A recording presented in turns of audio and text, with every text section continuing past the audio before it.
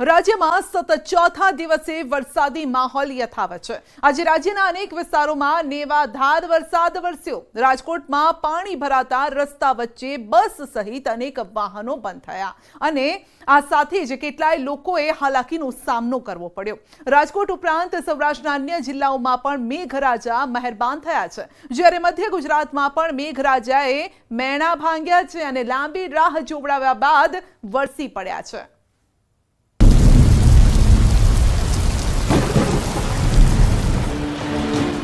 સૌરાષ્ટ્રમાં મેઘરાજાની શાહી સવારી। રાજકોટમાં મેઘરાજાએ બોલાવી રમઝટ। શહેરના અનેક વિસ્તારોને પાણીથી કર્યા તરબોળ। ફરી એકવાર ખુલી પ્રી મોન્સૂન કામગીરીની પોલ। તો ભાવનગર, બોટાદ, અમરેલીમાં પણ નેવાધાર વરસાદ। જ્યારે મધ્ય ગુજરાતમાં મંડાયો મેઘો। પાવાગઢમાં પછેડી વા તો ગોધરામાં ગાજવીજ સાથે વરસાદ। આણંદમાં 1 કલાકમાં અનરાધાર।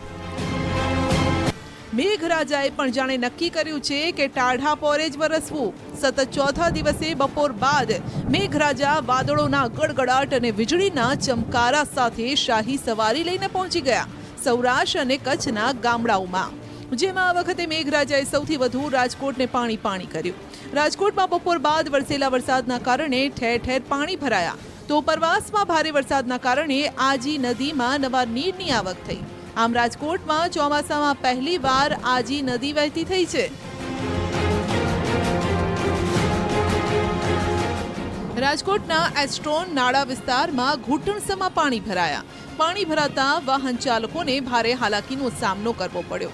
દ્રશ્યોમાં જોઈ શકાય છે કે કેટલાક વાહન ચાલકો હિંમત કરીને નાળામાંથી પસાર થઈ રહ્યા છે, તો કેટલાક વાહન ચાલકો પાણીની સામે પાછી પાની કરી રહ્યા છે।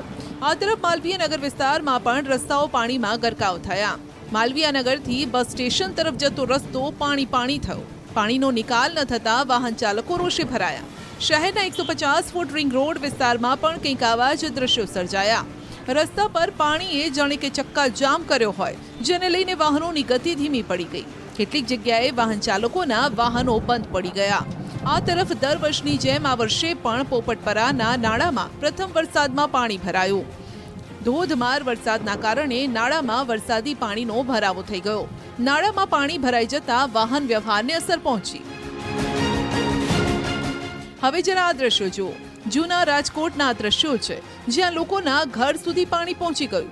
લલુડી વોંકડી વિસ્તારમાં પાણી ભરાતા લોકો રોષે ભરાયા। લોકોનો આરોપ છે કે માત્ર થોડા જ વરસાદમાં દર વર્ષે આ પરિસ્થિતિ થાય છે અને આ પરિસ્થિતિથી તંત્ર ક્યારે મુક્તિ અપાવશે તેવો સ્થાનિકોનો સવાલ છે। દર વખતે સ્થાનિકો આવા સવાલો કરે છે, પરંતુ ચોમાસું પૂરું થયા બાદ ન તો કોઈ નેતા ધ્યાન આપે છે, ન અધિકારી આ વિસ્તારની મુલાકાત લે છે। પાણી આવે અમારા ઘરમાં આવી ગયું, જો સામાન જોતું, હજી અમને રોટલો ખાવાય નથી મળ્યો। આમાં અમારે આખી જિંદગી કેમ જીવાનું?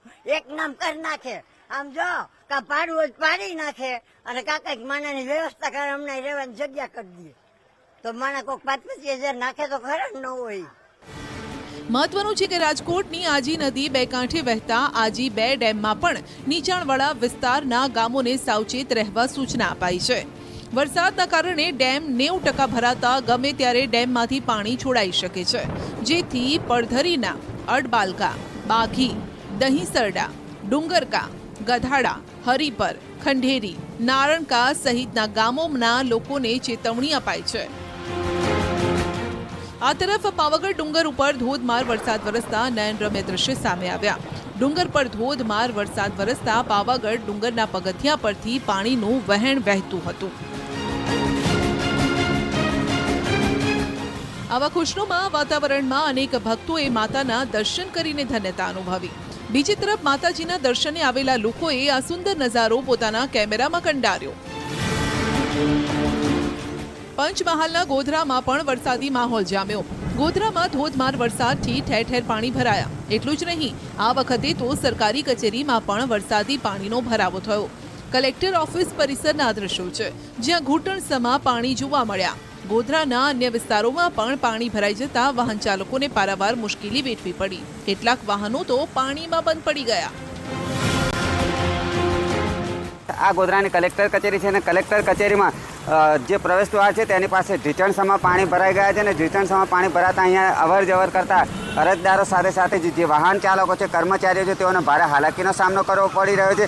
ગોધરા શહેરના ભુરાવા વિસ્તારમાં જીઆઈડીસી પાસે પણ વરસાદી પાણી ભરાય છે. પોલીસ હેડક્વાર્ટર નજીક પણ વરસાદી પાણીનો જમાવડો થયો છે, જેને લઈને જે વાહન ચાલકો છે તે ખૂબ જ હાલાકી ભોગવી રહ્યા છે. પંચમહાલ જિલ્લાની વાત કરવામાં આવે તો છેલ્લા 2 દિવસથી ધીમે ધીમે વરસાદી માહોલ જામ્યો છે, જેને લઈને ખેડૂતોમાં પણ ખુશીનો માહોલ જોવા મળી રહ્યો છે. આજે બપોર બાદ જે વરસાદ વરસ્યો છે તે ધમાકેદાર એન્ટ્રી થઈ છે. જામનગરના ધ્રોલ તાલુકામાં 2 કલાકમાં 2 ઇંચથી વધુ વરસાદ પડ્યો. 2 કલાકમાં 2 ઇંચથી વધુ વરસાદ વરસતા રસ્તા પર પાણીનું સામ્રાજ્ય છવાયું. માત્ર 2 ઇંચ વરસાદમાં જ રસ્તો પાણી થયો. ધ્રોલ નગરપાલિકાની પ્રી મોન્સૂન કામગીરી પર સવાલો ઊભા થયા. બોટાદ શહેરમાં પણ ભારે પવન વચ્ચે વરસાદ શરૂ થયો. બોટાદ શહેરના Haveli Chowk, Paliyad road, tower road, Bhavnagar road, Gadhada road સહિતના વિસ્તારમાં મેઘરાજાએ જમાવટ કરી. મહત્વનું છે કે શુક્રવારે દિવસ દરમિયાન 2 ઇંચ વરસાદ વરસ્યો. સતત વરસાદના કારણે ધરતીપુત્રોમાં પણ આનંદની લાગણી છે. આ તરફ આણંદ જિલ્લામાં પણ મેઘરાજાની જોરદાર એન્ટ્રી થઈ. 1 કલાકમાં કરમસદના નીચાણવાળા વિસ્તારમાં પાણી ભરાયા.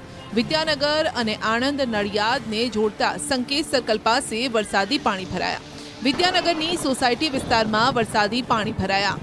પાણી ભરાતા લોકોએ પણ તંત્ર સામે સવાલ ઊભા કર્યા કે શું આ પ્રકારની કામગીરી થતી હોય. ભાવનગર જિલ્લામાં પણ ગારિયાધાર બાદ હવે જેસરમાં વરસાદ વરસ્યો. જેસર તાલુકાના બેલા, નળ, તાતણિયા, સરેરામાં વરસાદ છે. મોટી વડાળ, છાપરી સહિતના ગામડામાં પણ જોરદાર વરસાદ છે. ગ્રામ્ય પંથકમાં વરસાદ ધમરોડી રહ્યો છે. અનેક ગામડામાં ખેતરોમાં વરસાદી પાણી ભરાઈ ગયા છે. અત્યાર સુધીનો સૌથી વધુ વરસાદ ભાવનગર જિલ્લાના જેસર તાલુકામાં થયો. તો સુરેન્દ્રનગરના લીંબડી સહિત તાલુકામાં વાતાવરણમાં પલટો આવ્યો. લીંબડી શહેરી વિસ્તારમાં અસહ્ય ઉકળાટ બાદ પવન સાથે વરસાદનું જોર વધ્યું. મોડિયા, ઓઘલ સહિતના ગામોમાં વરસાદ શરૂ થયો. જોરાવરનગર, રતનપર સહિતના વિસ્તારોમાં પણ વરસાદ છે. કપાસ, મગફળી સહિતના પાકને આ વરસાદ ફાયદો કરાવે તેવો છે. વડોદરાના શિનોરમાં પણ વરસાદી માહોલ જામ્યો છે. શિનોર, માલસર, દામાપુરા, સાધલી સહિતના ગામમાં ધોધમાર વરસાદ વરસ્યો. ભારે વરસાદથી શિનોરની મુખ્ય બજારમાં પાણી વહેતું થયું. બજારના રસ્તાઓ પરથી પાણીનો ધસમસતો પ્રવાહ શરૂ થયો. બીજી તરફ વિરામ બાદ ફરીથી વરસાદથી લોકોને ભારે ઉકળાટમાંથી રાહત મળી છે. આ તરફ દક્ષિણ ગુજરાતમાં પણ મેઘરાજા મન મૂકીને વરસ્યા. ભરૂચમાં સતત બીજા દિવસે વરસાદી માહોલ છવાયો. સવારથી જિલ્લામાં વાદળછાયા વાતાવરણ બાદ ધીમી ધારે વરસાદ વરસ્યો. ત્યારબાદ વીજળીના કડાકા ભડાકા સાથે મેઘરાજા તૂટી પડ્યા. સારો વરસાદ વરસતા ખેડૂતોમાં પણ હરખની હેલી છે.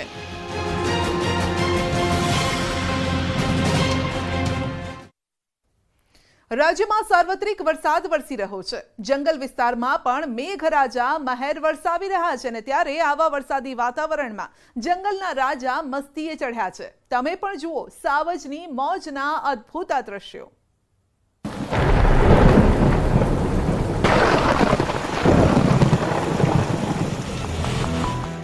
જંગલના રાજા આવ્યા જંગલની બહાર.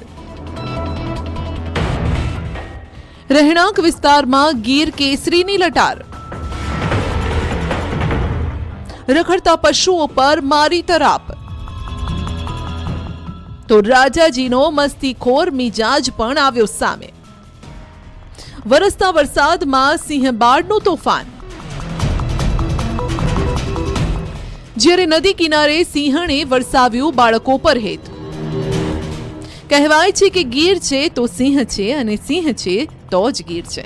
આજે કેટલાક એ વાતમાં ટાપસી પૂરે તેવા જ દ્રશ્યો સામે આવ્યા છે. સિંહ કહો, ડાલામથ્થા કહો, કેસરી કહો કે ગીરનું ઘરેણું. આ દ્રશ્યો જેટલી વાર જુઓ તેટલી વાર આંખોને ટાઢક આપશે. જૂનાગઢમાં જંગલના રાજા સિંહનો અદ્ભુત વિડીયો વાયરલ થઈ રહ્યો છે, જેમાં સિંહણનું માતૃત્વ અને સિંહબાળની મસ્તી જોવા મળી રહી છે. સિંહણ તેના 4 બચ્ચા લઈ નદી કિનારે પહોંચી, જ્યાં સિંહ બાળ સાથે સિંહણ પાણી પી રહી છે. દ્રશ્યો જોઈને એવું લાગી રહ્યું છે કે જાણે સિંહણ પોતાના વાલ સોયાને પાણી પીવડાવતા શીખવી રહી હોય. જો કે આ તો સિંહ બાળ છે ભાઈ, માને તે બીજા. સિંહ બાળ પણ જાણે જીદે ચઢ્યા છે અને માતાને કહી રહ્યા છે કે પાણી તો હું મારી રીતે જ પીવાનું.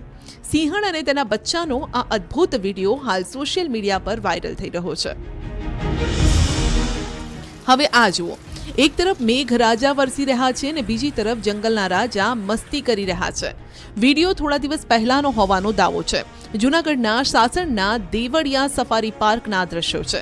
જ્યારે જૂનાગઢના સાસણમાં વરસાદી માહોલ છવાયો હતો ત્યારે 3 મસ્તીખોર સિંહબાળ રમતે ચઢ્યા. સિઝનના પ્રથમ વરસાદનું જાણે સિંહબાળ સ્વાગત કરી રહ્યા હોય તેમ અમી છાંટણામાં આમ તેમ કૂદાકૂદ કરી રહ્યા છે. સિંહબાળની મસ્તીનો આ વિડીયો કોઈએ કેમેરામાં કેદ કર્યો છે.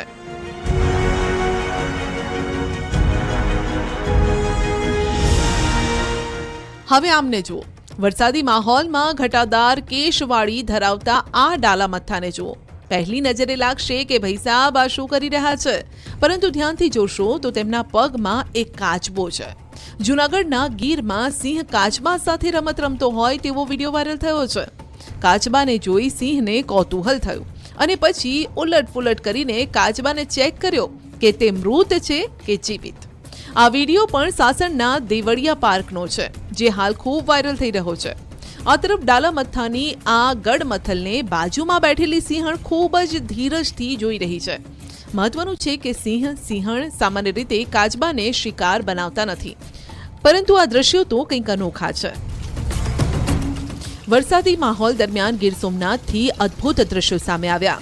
ગીરના ગ્રામ્ય વિસ્તારમાં વરસતા વરસાદમાં વરસાદી વાતાવરણમાં ભીંજાવાનો આનંદ આ લોકો લઈ રહ્યા છે. જો કે ત્યારબાદ વરસાદ થોડો વધી જતા ગીરના રાજા એક ઘટાદાર વૃક્ષ નીચે આશરો લઈ લે છે અને ત્યારબાદ વરસાદી છાંટાથી બચતા જોવા મળે છે. વરસાદી માહોલમાં જંગલના રાજા આવી ચઢ્યા શહેર તરફ. ચોમાસાની સિઝનમાં સિંહ પરિવારના જૂનાગઢ શહેરના છેવાડે ધામા. મોડી રાત્રિના શહેરના રહેણાંક વિસ્તારમાં લટાર મારવા નીકળી પડ્યા. ગત રાત્રિના કામદાર સોસાયટીમાં 2 સિંહ આવી ચઢ્યા. બંને સિંહોની લટાર કેમેરામાં કેદ થઈ. ચોમાસાની સિઝનમાં સિંહોને રહેણાંક વિસ્તારમાં સહેલાઈથી શિકાર મળી જાય છે, જેથી તેઓ જંગલ છોડી શહેર તરફ આવી ચઢે છે તેવું ગીરના લોકોનું કહેવું છે. મહત્વનું છે કે થોડા દિવસ પહેલા અમરેલીમાં પણ સિંહ પરિવાર જોવા મળ્યો હતો. આ દ્રશ્યો નિહાળ્યા બાદ તમે પણ કહેશો કે સિંહના ટોળા ન હોય તે કહેવત ખોટી છે. આ સિંહના ટોળામાં પણ 4-5 નહીં પરંતુ એક સાથે 11 સિંહ જોવા મળે છે. સિંહના આ દ્રશ્યો જાફરાબાદના છે. બાબરકોટ માઇન્સ વિસ્તારમાંથી 11 સિંહે ધામા નાખ્યા હતા. માઇન્સની ઠંડી રેતીમાં સાવજો રમતા નજરે પડ્યા. જૂનાગઢ, ગીર સોમનાથ બાદ અમરેલી જિલ્લામાં પણ સિંહોની સંખ્યામાં વધારો થઈ રહ્યો છે. અમરેલી જિલ્લામાં સિંહ જંગલ વિસ્તાર, દરિયાઈ વિસ્તાર અને ખાણ વિસ્તારમાં પણ જોવા મળી રહ્યા છે. આ ઉપરાંત થોડા દિવસ પહેલા જૂનાગઢના માંગરોળમાં પણ કેટલાક સિંહોએ આખલાનો શિકાર કરવાનો પ્રયાસ કર્યો. જો કે આ દરમિયાન આખલાને બચાવવા તેનો સાથીદાર દોડી આવ્યો. આખલાની આવી હિંમત જોઈને જાણે સિંહોએ આખલાનું જીવન બક્ષી દીધું હોય તેમ શિકાર છોડીને જતા રહ્યા. ચકરડાએ ચિંતા વધારી. ચકરડાના કારણે અરજદારોને ધક્કા ખાવા પડી રહ્યા છે અને એ પણ ધરમ ધક્કા. તો કર્મચારી અને અરજદારો વચ્ચે રોજ રકઝક થઈ રહી છે. આ ચકરડા અંગે કર્મચારીઓએ ઉપર સુધી રજૂઆત કરી, પરંતુ હજુ સુધી કોઈ જ નિકાલ નથી આવ્યો. જુઓ શું છે આ ચકરડાની સમસ્યા.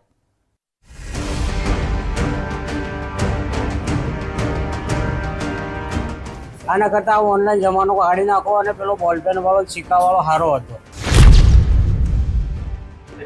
બહુ તકલીફ પડે. આના કરતા ભગવાન તો આ બંધ કરી નાખે સારું કામ. આજ આવ્યો તો આજે 2 કલાકથી આ ઊભો છું, પરવેવો વળી ગયો, વારો નથી આવતો. આમાં નેટ બંધ છે.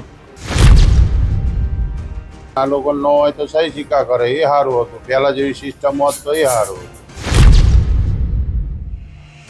આ રોષ છે ખેડૂતો અને અરજદારોનો, જેઓ સરકારી કચેરીઓમાં રોજ ધક્કા ખાઈ રહ્યા છે.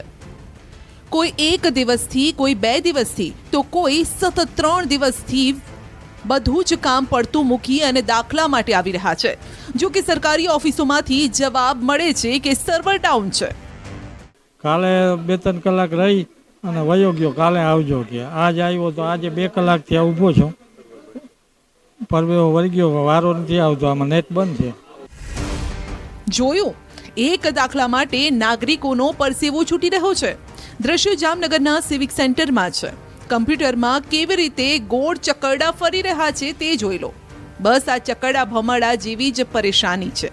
અરજદારો તો ઠીક, કર્મચારીઓ પણ આ ચકરડાથી પરેશાન છે. એમાં એવું છે કે ઉપરથી જ સર્વર બંધ છે, પ્રિન્ટ જનરેટ થતી નથી, 2-3 દિવસ ત્યાં તકલીફ પડે છે.